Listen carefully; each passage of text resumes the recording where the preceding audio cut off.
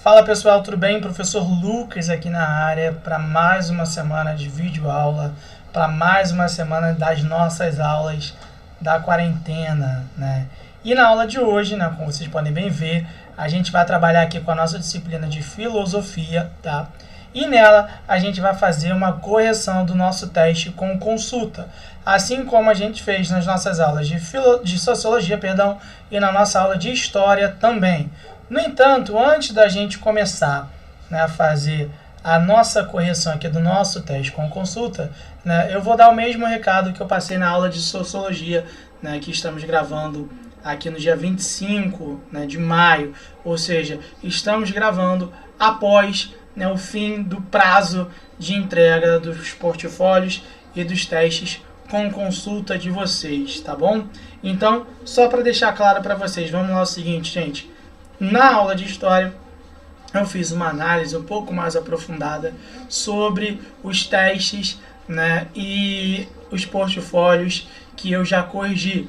Obviamente, eu não dou nome de ninguém, né, porque foram diversos portfólios e testes com consulta que já foram corrigidos, então eu não faço ideia de quem eu corrigi, quem eu não corrigi, né, como eu corrigi e por aí vai, porque são muitos, né, então eu não tenho como, né, falar de casos, né, específicos. Então, lá eu fiz uma análise genérica do que eu observei em todos os portfólios e testes com consulta corrigidos até agora em todas as minhas disciplinas que eu tenho com vocês. Então, antes de vocês assistirem a aula de sociologia, assistirem a aula de filosofia, eu recomendo que vocês assistam primeiramente a aula de história, que lá eu faço justamente essas análises que eu acho extremamente importante de a gente ver, da gente pensar e fazer uma autorreflexão, né, em relação a esses trabalhos, a esses portfólios, né, como um todo, beleza, gente? Então, assistam lá primeiro e aí depois vocês podem assistir a aula de filosofia ou a aula de sociologia, na ordem que vocês quiserem, não há problema algum, tá? Não há uma ordem cronológica para vocês seguirem. Eu estou dando uma recomendação só de que assistam primeiro a de história, né, por conta dessa análise um pouquinho mais aprofundada que eu faço e que serve também para sociologia e que serve para filosofia. Tudo bem, gente? Então, dito isto, né, se você já assistiu a aula de história, se você já assistiu a aula de sociologia, só falta agora de filosofia, né, vamos lá corrigir o nosso teste com consulta de filosofia, gente. E aí, vamos lá, né, esse nosso teste ele é dividido em 5 questões discursivas e 5 questões objetivas. A gente vai começar primeiro com as nossas questões discursivas. E a primeira questão, ela vai trabalhar com qual é a relação entre poder e força, tá? Essa questão ela vai nos remeter, ela vai nos remontar naquela nossa videoaula que a gente trabalhou com a temática de filosofia política, né? E aí eu falei naquela aula sobre, né, os conceitos do termo política, né, falei com vocês sobre a questão do poder e força, da legitimação do poder, da questão da institucionalização do poder. E aí eu lembro que quando eu falei em relação a um dos conceitos de política, eu falei com aquela ideia de que é administrar, é gerir a cidade, a vida das pessoas, a vida de uma nação efetivamente, tá? Mas para a pessoa fazer política, eu lembro que eu trabalhei com vocês de que é necessário ter poder. Então, o poder a gente vai entender como um conceito para autoridade, para a ideia de autoridade. Então, para você fazer política, você precisa ter poder. Só que para você ter autoridade, você precisa ter, antes de tudo, a ideia de força, tá? Então, política envolve uma relação entre poder e força, tá? Para eu ter poder, é necessário que eu tenha força. Só que eu lembro que eu comentei com vocês que essa ideia de força não é uma ideia de uma força física, não é uma ideia de uma força violenta. Em regimes democráticos, como a gente discutiu naquela aula, como eu apontei para vocês naquela aula, existe uma ideia de um poder, de uma força, perdão, mas essa força ela é uma força ideológica, uma força no campo, no ramo das mentalidades, beleza? Tá? Então, dentro de uma democracia, você consegue conquistar o poder, você consegue conquistar a autoridade a partir do ramo, né, dos pensamentos, a partir do campo ideológico, de você conseguir trazer, né, indivíduos, conseguir trazer pessoas na sociedade para o seu lado, né, de que elas vão legitimar o seu poder, né, a partir do campo das ideias, a partir do campo do pensamento, na qual as pessoas vão concordar com essas ideias, vão entender que essas ideias são progressistas, são benéficas para o desenvolvimento da sociedade como um todo. Agora, quando a gente vai trabalhar, né, e isso é importante a gente deixar claro, né, quando a gente vai trabalhar, né, com questão de uma ditadura, aí sim, né, a gente pode observar que esse poder ele pode ser conquistado sim através de uma força física, através de uma força violenta, né? Por mais que, né, eu já tenha falado em algumas aulas com vocês, né, em relação à questão da legitimidade do uso da força, né? Eu já trabalhei com vocês que o único que tem a legitimidade de usar força é o Estado em si, tá? E aí também o Estado quando há necessidade, né? Tem que se analisar se há necessidade, se pode se fazer isso ou não, tá? Então a gente tem que trabalhar justamente essas coisas em relação, tá, ao uso da força, na relação com o poder, essas coisas como um todo. Tudo bem, gente? Podemos passar. Eu acho que essa questão aqui era bem simplesinha, né? Infelizmente, eu vi muita gente, né, que só copiou essa questão da internet, né? Procurou lá, jogou no Google a questão, né, qual a relação entre poder e força, e aí viu a primeira, né, frase que apareceu na internet, no Google, jogou aí, infelizmente, né, aquela relação ali, né, não possibilita acertar a questão em si, né? Enfim, mas essa questão estava muito fácil, era só assistir as nossas aulas que não tinha erro algum, tá? E aí, fechamos a questão número 1, agora a gente vai para a questão de número 2, que fala o seguinte: explique o porquê, ao contrário do que comumente se pensa, o conflito é inerente à democracia. E aí, para a gente falar dessa questão, né, eu vou juntar logo ela com a questão de número 3. E a 3 ela vem falar o seguinte para a gente, ó: aponte e explique quais são os 3 pilares essenciais para a existência da democracia. Então vamos lá, gente. Essa questão número 3, só para a gente lembrar, né, é uma questão que ela também faz parte do nosso teste com consulta de sociologia. Porque a gente trabalhou com a temática, né, uma aula interdisciplinar entre sociologia e filosofia, que obviamente elas trabalhavam com a mesma temática. E aí, quais são os 3 pilares essenciais para a existência do regime democrático? A resposta dessa 3 é simples, né? Inclusive eu já falei com vocês na aula de sociologia dessa semana, na correção, né, do teste com consulta de sociologia.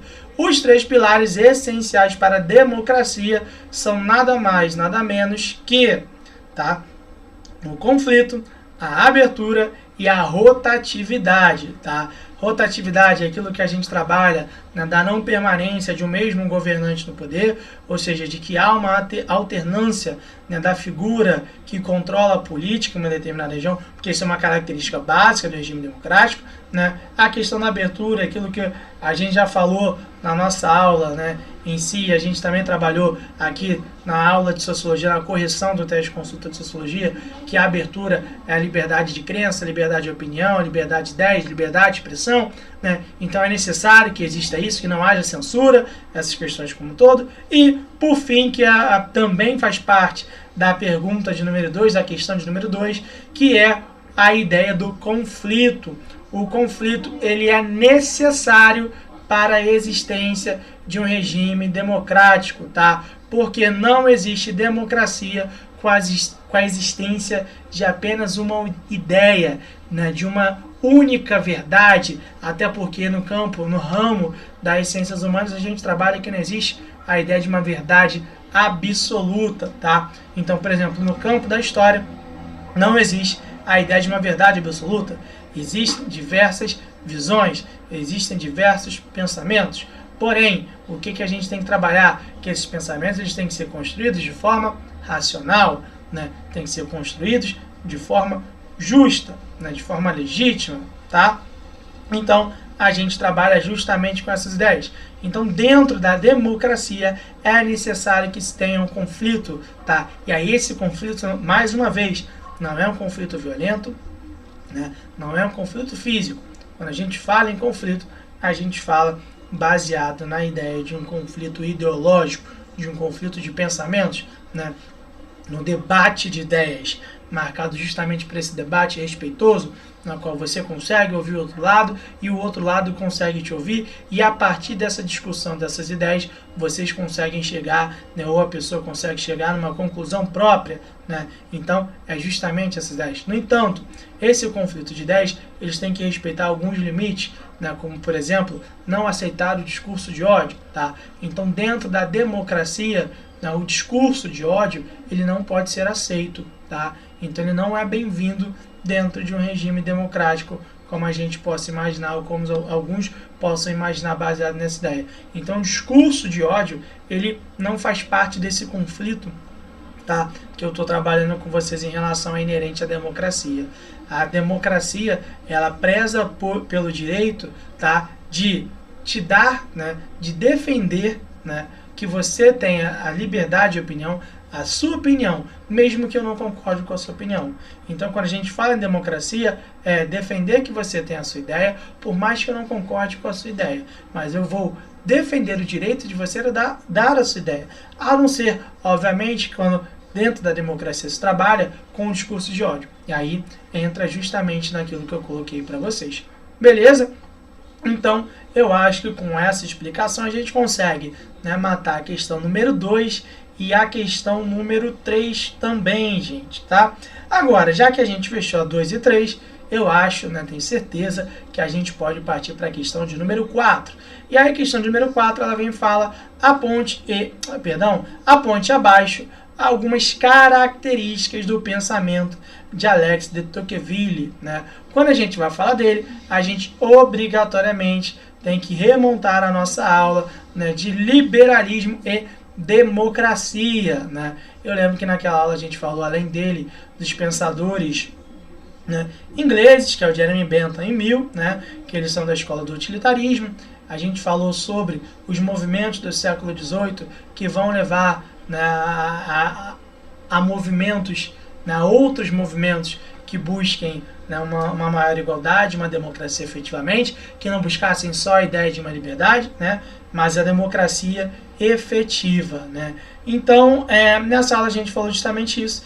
E aí, quando a gente falou da Alex de Tocqueville, né, a gente falou com a ideia de que ele era um filósofo francês, né, e ele era do período do movimento iluminista, e em uma de suas viagens, né, ele viajou para os Estados Unidos, e o estudo, a base de pensamento dele, né, do livro dele sobre a democracia na América, vai ser justamente o que ele vai observar nos Estados Unidos. E aí a maior preocupação de toda a análise, né, de toda a teoria do Alex de Tocqueville durante todo o período, durante toda a sua vida acadêmica, né, científica, vai ser, né, uma busca por uma resposta se era possível, né, você aliar a ideia de uma liberdade com a igualdade, né?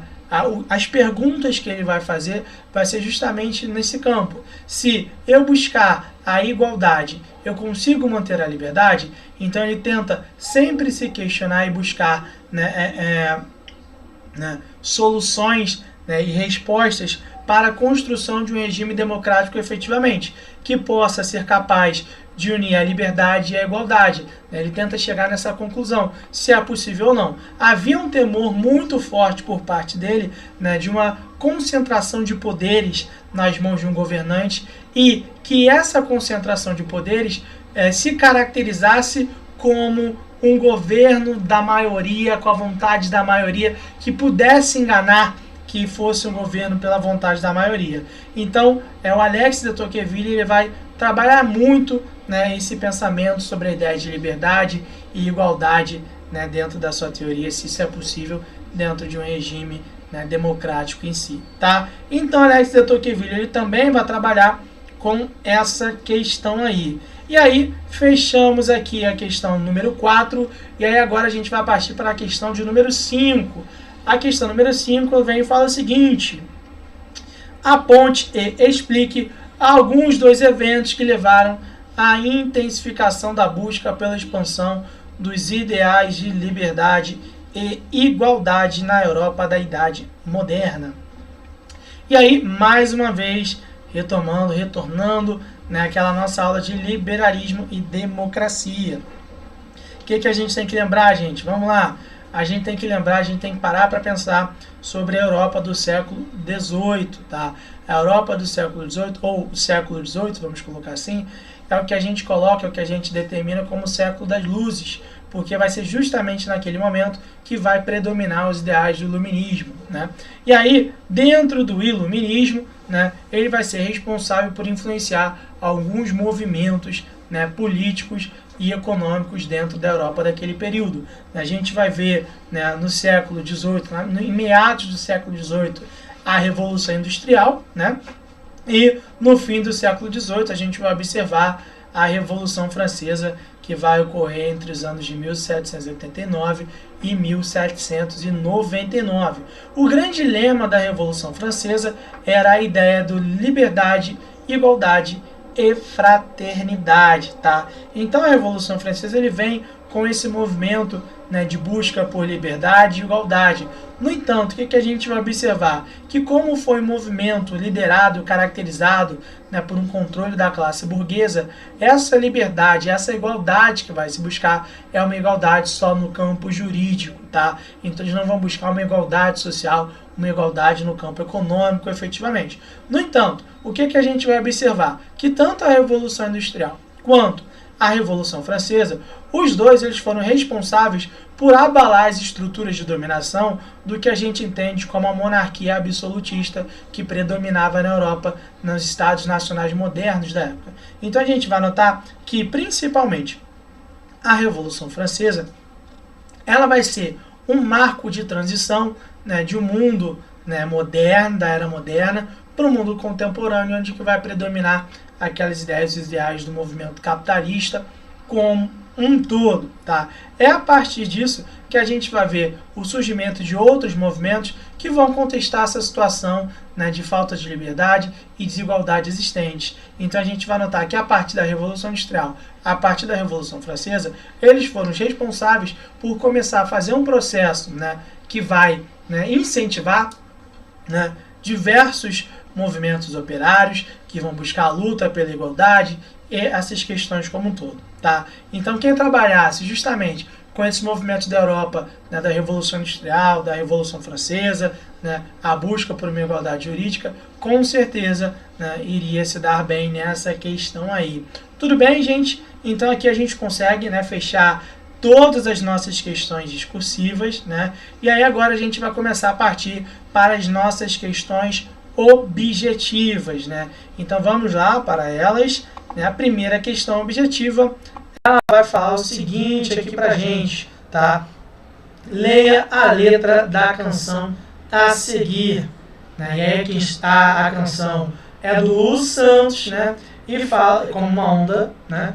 E ela fala o seguinte: nada do que foi será, de novo do jeito que já foi um dia. Tudo passa, tudo sempre passará. A vida vem em ondas como um mar, num indo e vindo infinito. Tudo que se vê não é igual ao que a gente viu há um segundo. Tudo muda o tempo todo no mundo. Da mesma forma como canta o poema contemporâneo, que vê a realidade como uma onda, assim também pensaram os primeiros filósofos conhecidos como pré-socráticos, que denominavam a realidade da physis, tá? A característica dessa realidade representada também na música do Lulu Santos é o ou a, né? Então a resposta dessa aí vai ser o fluxo, tá? Quando a gente vai falar dessa questão, a gente tem que trabalhar com a ideia do mobilismo, né? Lembra que a gente falou nas nossas aulas que dentro dos filósofos pré-socráticos, por mais que a gente chame esses caras de pré-socráticos, eles não eram de um tempo anterior a Sócrates, muitos deles eram contemporâneos, né? Então, dentro desses filósofos pré-socráticos, na qual eles vão estar muito preocupados com a ideia da physis, a ideia da arqué, né? A física seria a ideia da natureza, né? Vão ter os pensadores que vão degladiar, né, filosoficamente, se é que a gente pode dizer assim, da ideia do mobilismo e a ideia do imobilismo. E aí a questão está pedindo para a gente, né, ver qual desses pensamentos está se colocando ali. Obviamente não poderia ser a B, a estática, né? Está dizendo que a vida vem em ondas como um mar no indo e vindo infinito, ou seja, há um fluxo constante, tá? Então aí essa questão está fazendo nos remeter à ideia do mobilismo dos filósofos, dos pensadores pré-socráticos do campo do mobilismo. Tudo bem, gente? Essa questão facinha é basicamente muito mais interpretação do que qualquer outra coisa em si, né? Então, beleza, fechamos a questão de número 6. Agora aqui a gente vai para a questão de número 7, que é um outro poema que fala o seguinte: as coisas é o título. E aí fala: o encanto sobrenatural que há nas coisas da natureza. No entanto, amiga, se nelas algo te dá encanto ou medo, não me digas que seja feia ou má. É acaso singular, e deixa-me te dizer em segredo. Um dos grandes segredos do mundo é simplesmente porque não houve nunca quem lhes desse ao menos um segundo olhar. Mário Quintana. Vocês perceberam que eu soube declamar o poema perfeitamente, né? Declamei o poema muito bem, né? Sou, assim, especialista na área. Enfim, o Mário Quintana traduziu nesse poema um sentimento comum entre os primeiros filósofos com relação à natureza, o encanto e o medo do sobrenatural. Os primeiros filósofos tiveram como principal preocupação a resposta correta vai ser a opção A, cosmologia, estudando a origem do cosmos, contrapondo a tradição mitológica das narrativas cosmogônicas e teogônicas, tá? Então, é justamente aquilo que eu falei. Eu lembro que eu falei com vocês que havia uma busca, havia uma discussão muito forte, né, antigamente, em tentar explicar a realidade através dos mitos, através das tradições, até o momento que surgem esses filósofos pré-socráticos, onde eles vão tentar buscar explicações para o que acontece, né, na vida, para o que acontece na realidade, através da natureza, através da observação da natureza. Então eles vão estudar a origem do cosmos, tentando buscar explicações mais racionais para contrapor aquelas explicações mitológicas, aquelas explicações tradicionais que existiam naquela época, beleza? Então a resposta daí é a opção A, tá? Agora a gente vai aqui para a questão número 8. Perdão. A questão número 8 fala o seguinte, gente, vamos lá. A natureza falhou a voz, né? Muito tempo gravando aula, muito tempo falando, gente. Então isso pode acontecer. Peço perdão, né? E aí não dá para interromper a aula agora, porque a gente já está gravando há muito tempo e daria muito trabalho na edição, tá? Então vamos lá. A natureza colocou o gênero humano sob domínio de dois senhores soberanos, a dor e o prazer. Somente a eles compete apontar o que na realidade faremos. Ao trono desses dois senhores está vinculada a norma que distingue o que é o certo do que é o errado, e por outra, a cadeia das causas e dos efeitos. Esse texto é do Jeremy Bentham. E aí vem outro texto que é do Kant.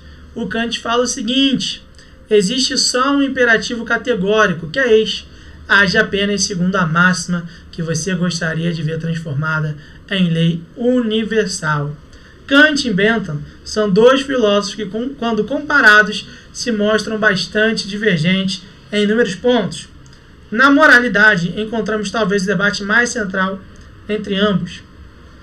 Enquanto Kant defendia uma moralidade baseada na razão e que buscava um princípio universal, Bentham defendia uma. Resposta correta dessa aí, gente, é a D, visão utilitarista, acreditando ser necessário um cálculo dos prazeres, visando máxima felicidade e mínimo prejuízo, tá? Então, a teoria utilitarista, da qual Bentham faz, tá? Ele vai fazer justamente um cálculo entre os prazeres, tá? E os prejuízos causados, e ver qual das ações vai gerar mais prazer do que prejuízo. Dessa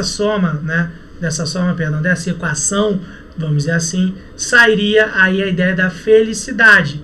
Ou seja, a maior preocupação da escola utilitarista era ver quais medidas, quais ações iriam gerar a felicidade geral, tá? Ou seja, onde iria gerar uma maior felicidade em relação a uma menor infelicidade, tá? Então, se a maior parcela da sociedade, né, se tornasse feliz por conta das ações, aquilo ali seria válido, beleza? Então, a teoria utilitarista ela vai trabalhar com a potencialização da felicidade geral, tá bom? Então, a opção correta aí é a D, tá bom? Vamos agora para a penúltima questão, número 9, que tem aqui, né, a capa do filme A Teoria de Tudo, né, baseado na história de Stephen Hawking, tá? A Teoria de Tudo acompanha a vida do astrofísico e suas descobertas. Também retrata seu romance com Jenny White, uma estudante de Cambridge, e o início de sua doença degenerativa. O título se refere, em linhas gerais, à tentativa do astrofísico de desenvolver uma teoria que unificaria em uma só estrutura todos os fenômenos físicos, da mecânica quântica à relatividade geral. Tal pretensão de uma teoria única para compreender toda a realidade não é algo exclusivo da física atual. Podemos perceber esta tendência, e aí a resposta correta aí vai ser a opção B, nas teorias dos filósofos jônios da escola de Mileto, tá? Então, a única que fala legal, né, dos pré-socráticos que a gente trabalhou nas nossas aulas é a opção B. Muita gente marcou a opção A no pensamento marxista do século XIX, tá? Não sei, né, de onde, né, foi trabalhada essa questão, porque até o momento em filosofia a gente não trabalhou, né, com as teorias marxistas do século XIX, tudo bem, gente? Então a opção correta aí é a B, tá? Agora a gente vai para a nossa última questão e começa a chegar no encerramento da nossa aula, né? E a questão fala o seguinte: a doutrina basilar da moral é a utilidade, posta a felicidade como princípio. Assegura-se que as ações são diretas em proporção à felicidade que possibilitam, e erradas em proporção à sua tendência a produzir o oposto da felicidade. Em utilitarismo, né? O utilitarismo constitui uma forma de ética que se baseia na finalidade da ação, independente da ação em si. O utilitarismo desenvolvido pelo inglês Bentham e Mill vê na finalidade da ação ética, resposta correta, a felicidade, assim como a nossa questão número 8 trabalha com a gente também, tá? Muita gente botou o prazer, mas na realidade não é a felicidade. Ele vai medir a felicidade, tá? O prazer, ele está na equação para conseguir medir a felicidade, para atingir uma felicidade geral. Tudo bem, gente? Então, mais uma vez, encerramos a nossa aula aqui. Conseguimos corrigir qualquer dúvida que venha a ter em relação a todas essas questões que a gente trabalhou. Basta entrar em contato, né, que eu vou solucionar, que eu vou tirar as dúvidas que vocês venham a ter. Tudo bem, gente? Mais uma vez, não deixem de ver o vídeo lá da aula de história, né, para vocês olharem e terem uma auto-reflexão. A gente tem uma reflexão, né, em relação a tudo isso que a gente trabalhou, pessoal. Valeu? Tá? Eu vou encerrar a nossa aula por aqui, né? Finaliza as 3 aulas da semana, a gravação dessas 3 aulas da semana. Não deixem de assistir todas elas, tá? E aí a gente se vê na semana que vem. Valeu, gente. Um abraço para todo mundo. Se cuidem, se protejam. E na semana que vem a gente está aqui de novo, né, se encontrando nas nossas aulas à distância, nas nossas aulas virtuais. Valeu, gente. Um abraço para todo mundo. Tchau, tchau. Até!